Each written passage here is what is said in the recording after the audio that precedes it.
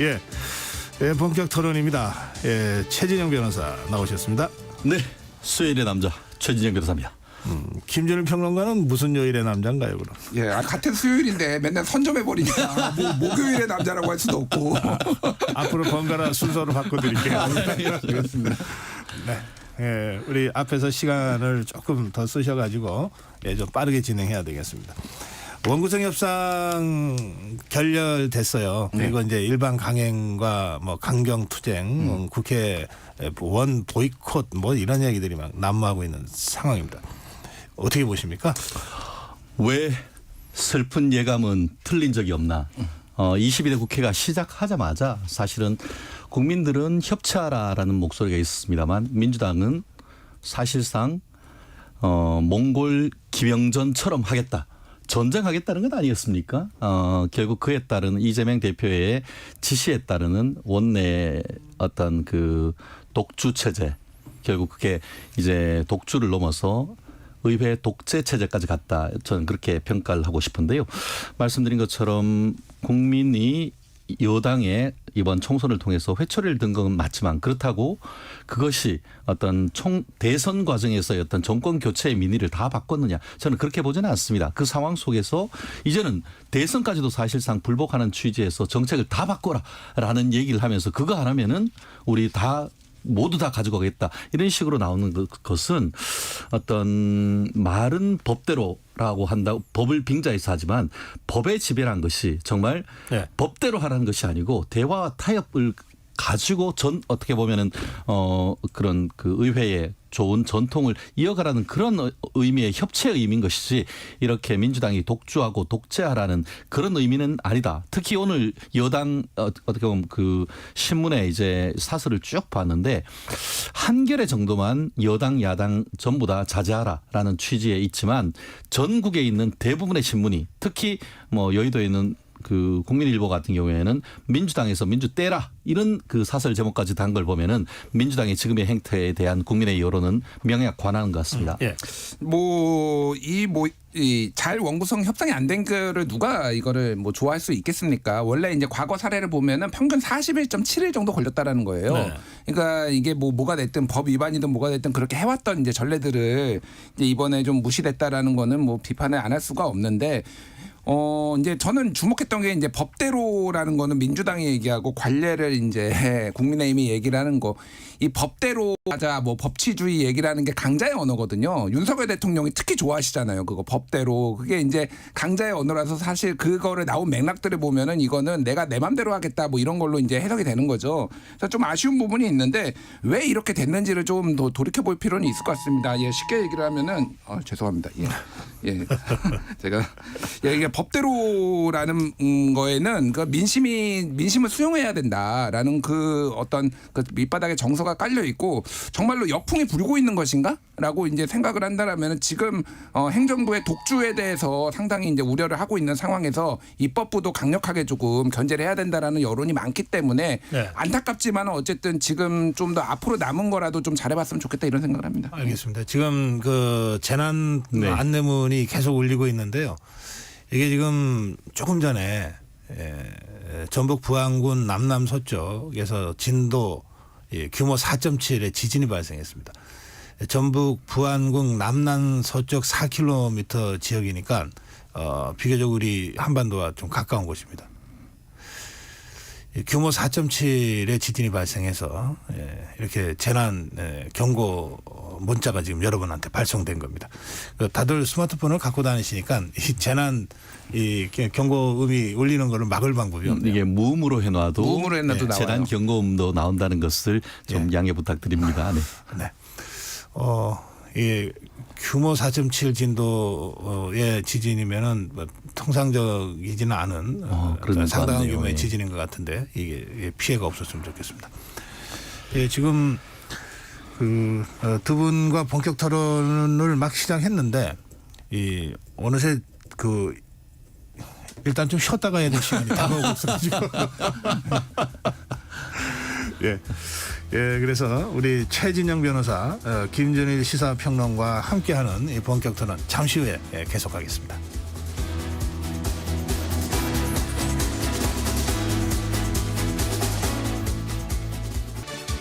네, KBS 라디오 전격 시사 지금 본격 토론 진행하고 있는데요. 조금 전에 KBS 지진 속보 다시 한번 알려드리겠습니다. 8시 26분입니다. 조금 전 26분. 전북 부안군 남남서쪽 4km 지역에서 규모 4.7의 지진이 발생했습니다. 그래서 전국적으로 지금 지진 재난 문자가 여러분들한테 다 지금 들어가 있는 상태입니다. 피해 소식이나 이런 건 아직 확인이 안 되니까요. 후속 속보 들어오는 대로 그때그때 전해드리면서 본격 토론 진행하겠습니다. 자, 이제 본격적으로 이제 토론해보죠. 이게 지금 국회가 이렇게 강대강으로 점점 거칠어지고 있는데요. 이게 뭐 국민들 입장에서 볼 때 바람직한 건 아닌데 이거 어떻게 풀어야 되겠어요? 김준일 평론가. 어제 저기 천하람 개혁신당 원내대표가 박찬대 민주당 원내대표 이제 예방해서 뭐 이런저런 얘기를 했는데 아주 뭐 박찬대 원내대표 표현으로 아주 신박한 제안을 했다. 네. 뭐냐면은 법사위를 국민의힘에 이렇게 넘겨주는 대신에 지금 쟁점 법안에 대해서 합의 처리하는 거를 약속을 받아라. 예를 들면 최상병 특권 같은 거를 합의 처리를 약속을 하고 대신에 법사위를 국민의힘에 넘겨줘라라고 했을 때 이제 그 의견에 대해서 약간의 뭐 존중하겠다라고 했지만은 그게 좀 쉽지는 않겠다 뭐 이런 취지의 이제 박찬대 원내대표가 얘기를 했거든요. 네.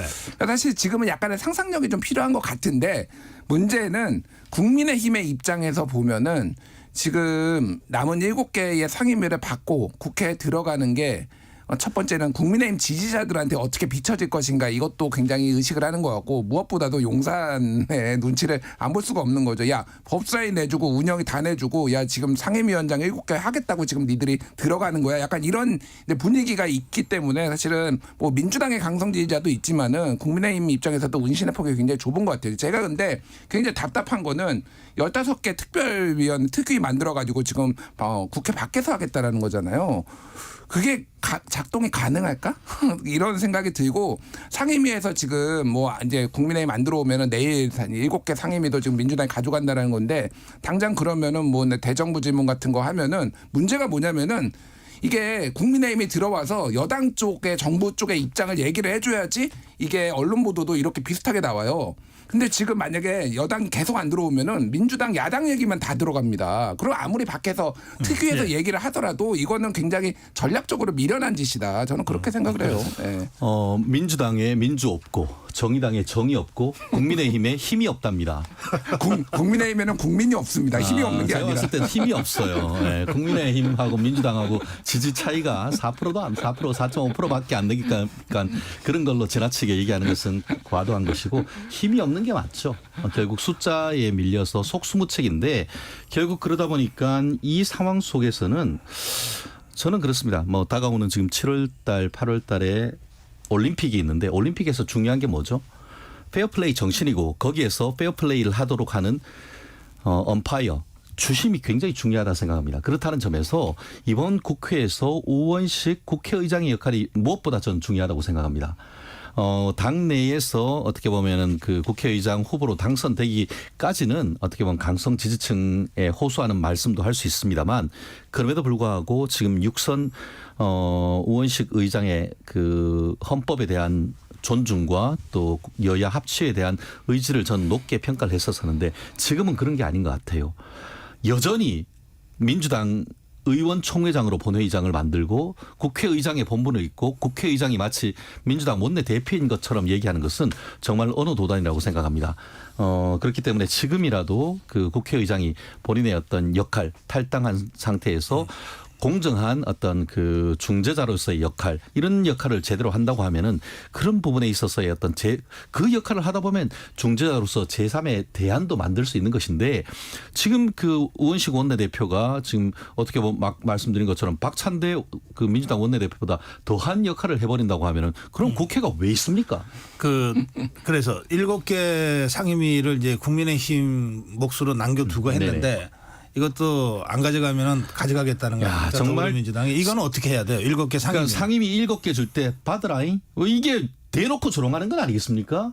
그리고 저는 이걸 보면서 정말 민주당이 정말 여성 가족에 대한 존중이 있느냐. 그렇게 여가부에 대해서 폐지하는 거에 대해서 반대했는데 알고 봤더니만 여가부 위원장은 국민의힘이 가져가래요. 저는 그걸 보면서 참 명분과 실리가 이렇게 차이가 있나 그래서 받으면 안 된다.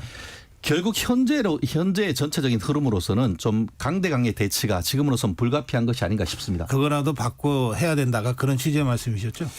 그러니까 뭐가 됐든 좀 잘 되면 좋겠어요. 그러니까 저는 계속 얘기하는 건데 이제 저는 지금 제가 굉장히 좋아하는 우리 최진영 변호사께서 우원식 국회의장 성토하고 했는데 전 뭐 성토할 수 있다고 보는데 그러니까 전략이 뭐냐라고 지금 고성국 진행자가 물어보셨는데 성토만 한다고 이게 해결되는 게 아니거든요. 그러니까 성토하면 받으란 거죠. 안 받습니다. 안 받으니까 그게 문제잖아요. 민주당의 문제인 거지. 그러니까 민주당을 비판하는 거 좋아요. 저도 뭐 비판할 소지가 있다라고 보는데 국민의힘에 제가 제일 갑갑한 거는 지금 전략이 없다라는 거예요. 그러니까 어떻게 하겠다라는 거죠. 그러면은 이게 그러니까 안 들어간다고 해서 해결될 문제가 아니잖아요. 국민의당의 그러니까. 전략이 없다. 네. 국민의힘의 전략이 없다. 결국 말씀드린 것처럼 지금 전면 보이콧하는 게 기본적인 전략인 것 같습니다. 물론 그 부분에 대해서는 마치 21대 전반기 때에 미래통합당에서 김종인 비대위원장이 그러면 전부 안 받겠습니다.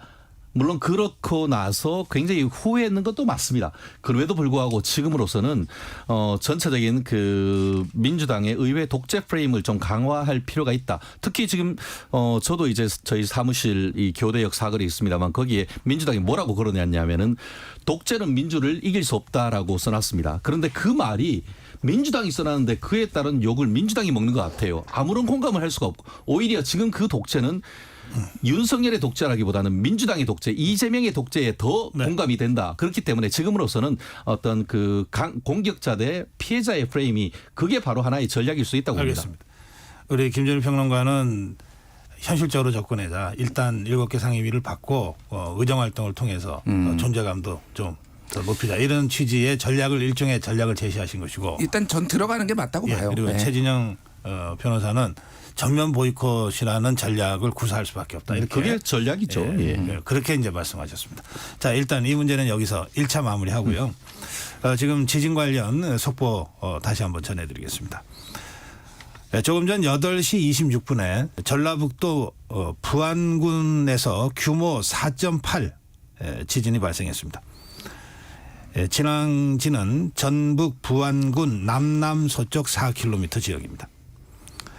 기상청의 발표는 최대 진도 5, 전라북도가 5, 그다음에 4, 전라남도 3, 경상남도, 경상북도, 광주, 대전시, 세종, 인천, 충청남도, 충청북도 지역은 그렇게 느낄 거라고 하는 보도입니다. 청취자 여러분, 이 지진이 발생하면 보통 이보다 좀 작은 지진, 즉 여진이 4-5차례 정도 이어질 수 있습니다. 지진으로 인한 진동은 1분 이상은 지속되지 않는다고 합니다. 그래서 일단 진동이 멈추면 가급적 침착하게 안전한 곳으로 대피하시는 것이 좋습니다. 지진으로부터 안전한 곳은 건물 바깥입니다. 건물 안에 있으면 이제 건물이 붕괴되거나 이렇게 돼서 위험해지니까요. 건물 바깥 넓은 공터나 운동장이 지진 발생 상황에서는 상대적으로 안전한 곳이라고 합니다. 그리고 이렇게 긴급 대피하실 때는 이렇게 건물이 무너지거나 뭐 교량이 무너지거나 할 수 있기 때문에요. 이 머리를 보호해야 됩니다. 가방이나 손으로 머리를 보호하고 유리창이나 간판 등의 낙하물을 특별히 잘 살피시면서 피신하셔야 됩니다. 혹시 아직 건물 밖으로 나오지 못한 가족이나 주변에 몸이 불편한 분이 있으시다면 서둘러서 대피를 도와주셔야 되고요. 본진보다는 여진이 대부분 작습니다. 그런데 2016년에 경주 지진처럼 그 본진 이후에 더 강력한, 그러니까 본진 앞에 나오는 게 그 전진이라 그러는데요. 후에 나오는 게 여진이라 그러는데 이 전진보다 더 강력한 본진이 2016년 경주 지진에서 있었거든요. 그렇기 때문에 지금 4.8의 이 지진이 이게 오히려 더 큰 지진의 전진일 수도 있다는 생각을 하시고 대비하셔야 된다는 말씀입니다. 재난 상황에서는 정확한 정보가 생명입니다. 정확한 정보가 생명입니다. 라디오나 TV, 특히 저희 KBS가 재난 주간 방송사입니다. KBS 라디오나 KBS TV를 통해서 재난관리 정보에 좀 집중해서 행동해 주시면 좋겠습니다. 지진으로 인한 2차 피해 중에는 화재가 많습니다. 그래서 가스레인지 등을 끄고 나오시는 것이 필요합니다. 정전이 발생할 수도 있습니다. 이때는 휴대전화에 플래시 기능이 있지 않습니까? 이 기능을 읽어주시면 좋겠습니다. 고층 건물 경우에는 이제 건물 특성상 흔들림이 더 강하게 느끼질 수 있는데요. 대피할 때는 가급적 엘리베이터 쓰지 마시고요. 엘리베이터는 대피할 때는 위험합니다. 화재나 지진 시에는요. 힘들더라도 계단을 이용해서 걸어서 대피해 주셔야 됩니다. 재난방송 주간방송사 저희 KBS는 지진 관련 정보를 앞으로도 계속 상세히 전해드리겠습니다. 추가 여진 발생에 대비해 KBS 재난방송을 계속 시청해 주시기 바랍니다. 네, 지금 이게 이제 실제 상황이고요. 또 강도 규모 4.8 지진은 우리나라에서는 굉장히 드문 이런 비상 상황이기 때문에 저희들이 재난 주간 방송사로서 이렇게 국민 여러분께 알려드리고 있습니다. 앞으로도 계속 저희 KBS와 함께 이 지진 상황을 체크하시면서 생활해 주시기 바랍니다. 자, 이게 뭐 자꾸 토론이 중간에 끊겨가지고요. 제가 하나만 짧게 말씀드릴게요. 그러세요. 왜 지금 여당이 이제 좀 들어와야 되냐면은 네. 당장 지금 이제 대정부 질문이나 뭐 현안 질의를 하겠다라고 하는 게 산자부, 뭐 국방부, 우물분선, 산자부 지금 영일만 뭐 시추 뭐 이런 거 지금 잡겠다고 하잖아요. 네. 여기에 위원장이 다 지금 여당 몫으로 있는 거예요. 근데 이거 열어가지고 국민의힘 의원들 아무도 안 들어와 버리면은 이게 굉장히 일방적으로 아까 말씀드렸지만 일방적으로 이제 목소리가 전달된다라는 거잖아요. 이걸 균형 있게 국방이 특히 이제 보수의 목소리도 굉장히 잘 경청을 해야 되는 상황인데 오밀풍선 이게 전략적으로 맞느냐라는 거고 시행령으로 지금 고쳐서 하겠다라고 지금 국민의힘이 얘기를 하고 있는데 민영배 의원이 어제 이제 뭐냐면은 정부가 시행령 개정할 때는 입법 예고안을 국회에 의무적으로 제출하라는 법안을 발의를 했어요. 물론 이게 좀 뭐 문제가 있다라는 얘기도 있지만은 이것도 막아버리겠다라는 거예요. 그러니까 이런 식으로 하는 것도 이게 무한으로 대치될 가능성이 있습니다. 그래서 전략적으로 좀 판단할 필요가 있다. 예. 네. 자, 이 주제는 이쯤 하시고요. 네. 이화영 전 부이사 1심 판결이 나왔습니다. 그 판결 이후에 이재명 대표의 사법 리스크가 아주 더 가시화됐다. 이런 평가들이 있고요. 또 그것 때문에 더불어민주당의 그 국회 운영이라든지 전국 운영도 좀 더 강대강으로 나가는 것 같다. 이런 분석까지 있는데 김준일 평론가는 어떻게 생각하세요? 뭐 이재명 일단은 뭐 더 강성으로 민주당이 나가는 게 이거하고 직접적인 연관이 있는지는 제가 모르겠으나 뭐 그렇게 해석할 여지가 있겠죠. 왜냐하면은 지금 민주당은 어쨌든 최상병 특검, 김건희 특검 이런 것들이 빨리 처리를 해야 되고 특히 최상병 특검 같은 경우에는 통신기록 보존 연한이 이제 최상병이 지난해 7월 19일에 사망을 했고 그리고 이제 소위 말해서 이제 그 회수하는 절차 뭐 이런 외압이 이제 8월 2일까지 여기에 집중돼 있으니 그 전에 이제 뭐 이거 특검법을 통과시켜야 된다라고 하니 이제 명분적으로는 그렇고 다만 이제 뭐 이제 최근에 그 이성현 의원이 발의를 했던 뭐 그런 법안들이 충분히 그렇게 이제 보일 여지는 있다라고 봅니다. 제가 이거를 이제 원칙적으로는 이제 공개가 안 되는데 그 판결문이 근데 제가 그 당사자들한테는 이게 이제 제공이 되거든요. 그래서 네. 제가 뭐 다른 루트로 이거 판결문을 입수를 해가지고 다 읽어봤는데 상당히 한 200페이지 정도 됩니다. 근데 300페이지. 300페이지인가? 뭐 이제 다 읽어봤는데 상당히 이재명 대표한테 좀 치명적이다 내용이. 사실은 이거에 대해서 판단을 안 하겠다라고 이제 이재명 대표가 걔가 보고를 받았는지 여부는 판단을 안 하겠다라고 판사가 얘기를 했지만은 그 내용들은 대부분 이재명 대표가 알았을 수밖에 없다라는 식의 이제 판사의 판결이 지금 그 판단이 들어가 있거든요. 그래서 굉장히 민주당 쪽에서는 좀 민감해야 하겠다 이런 생각은 듭니다. 예. 예. 정의구현 아니겠습니까? 예. 그리고 또 대놓고 사법 방해한 처참한 결과다. 이렇게 얘기를 할 수밖에 없는데요. 저는 이 사건을 9년 7개월을 보면서 누가 떠올랐냐면 트바루티 김호중 씨가 떠올랐습니다. 대놓고 사법 방해하고 음주운전하고 나서 증거를 바꿨을 때에 네. 그에 따르는 어떤 그 구속. 네. 네. 잠깐 중단하고요. 네네. 지금부터 지진 관련 뉴스 특보 KBS 1TV와 동시에 잠깐 들으시겠습니다. 조금 전 8시 26분 전북 부안군에서 규모 4.8의 지진이 발생했습니다. 저희 재난방송 주간사 KBS에 재난방송 계속 시청해 주시고요. 저희 추가 상황이 발생하는 대로 그때그때 속보로 알려드리겠습니다. 자, 오늘 본격 토론 진행을 지금 세 번째 다시 하고 있습니다. 본격적으로 하시죠. 네, 아까 말씀하다가 아까 우리 최재형 예. 변호사 말씀 중에 재난 방송으로 잠깐 갔다 왔습니다. 먼저 그 보안을 비롯한 전북 지역에 피해가 없기를 진심으로 바란다는 말씀드리고요. 네. 다시 들어가면 아까 말씀드린 것처럼 이 사안을 보면서 트바로티 김호중 씨가 생각났습니다.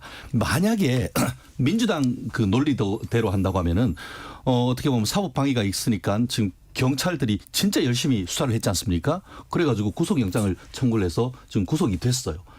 근데 만약 이 사안을 지금 현재의 이재명 대표하고 비교를 한다고 하면은 진짜 이렇게 열심히 한 것은 표적 수사다라고 해서 법 왜곡죄로 담당 경찰과 검사를 수사를 해야 되는 것이고 표적 수사이기 때문에 표적 수사 때는 영장을 기각하도록 해야만 한다라고 하는 영장 기각법에 따라서 이 영장도 기각해야 되는 겁니다. 딱 보면은 이재명 대표를 비롯한 주위에서 왜 이렇게 이상한 일들만 일어나는지 그런 비판들이 있지 않습니까? 그렇듯이 그 김호중 씨하고 거의 뭐 데칼코마니처럼 똑같단 말이에요.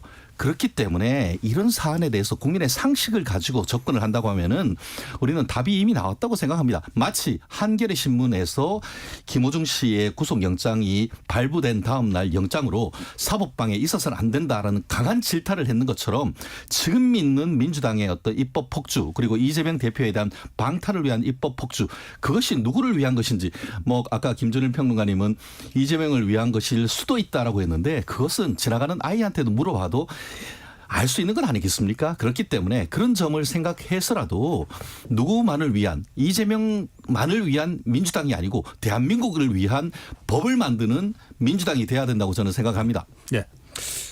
일단 그 대북송금 이성윤 의원이 발의한 대북송금 수사 조작 의혹 뭐 특검 이거는 민주당에서 현재는 이제 당론으로 채택한 법안은 아니고 그 우선순위에서도 아직 이제 거론이 안 되고 있다고 합니다. 뭐 지켜보면 될 것 같아요. 저는 근데 지난번에도 한번 제가 얘기를 했던 것 같은데 이거는 공수처에서 수사를 하는 게 맞다. 왜냐하면은 공수처가 존재하는 이유가 검찰들이 뭐 잘못하는 거 있으면은 그거 이제 수사하라고 있는 거거든요. 만약에 이제 회유가 있었으면은 실제 그거는 뭐 수사를 해봐야 되는 입장이니 특검보다는 낫다고 생각하지만 어쨌든 이게 공식적으로 당론이 있는 건 아니고.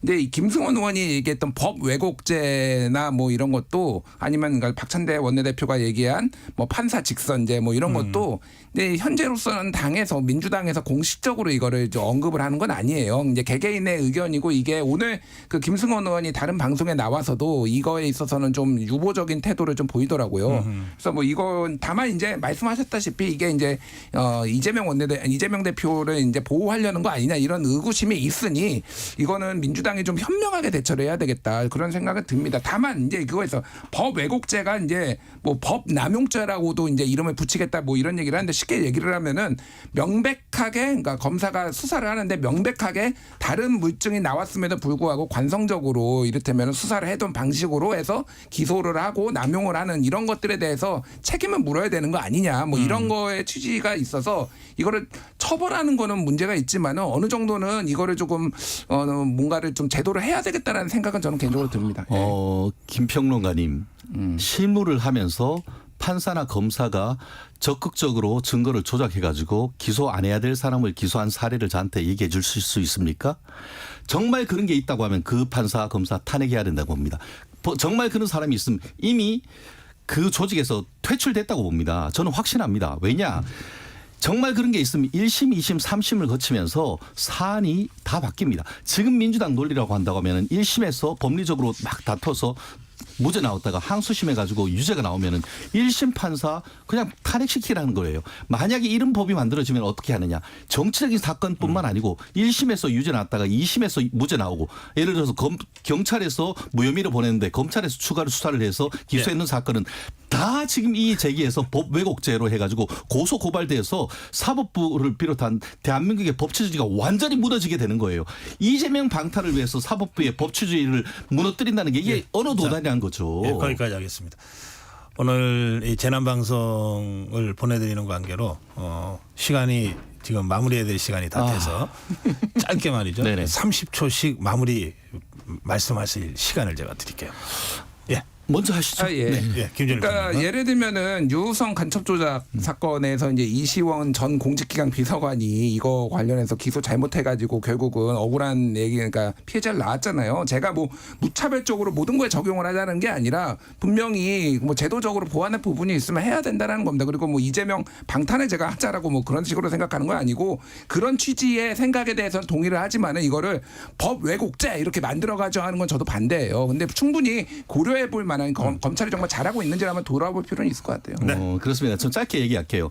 이화영 경기부지사에 대한 300쪽 판결문 중에 제가 미루어 짐작한데 200쪽은 거의 이재명 제3자 뇌물죄, 남북교류협력법 위반, 외환관리법 위반의 공소장에 다름없다라고 저는 그렇게 생각을 합니다. 그렇기 때문에 앞으로 이재명 대표 법원에서 제대로 소명을 해야 될 것 같습니다. 예. 오늘 본격 토론 최진영 변호사, 김준일 평론가와 함께했습니다. 여기까지 하겠습니다. 고맙습니다. 네, 감사합니다. 네, 청취자 여러분, 오늘 오전 8시 26분 전북 부안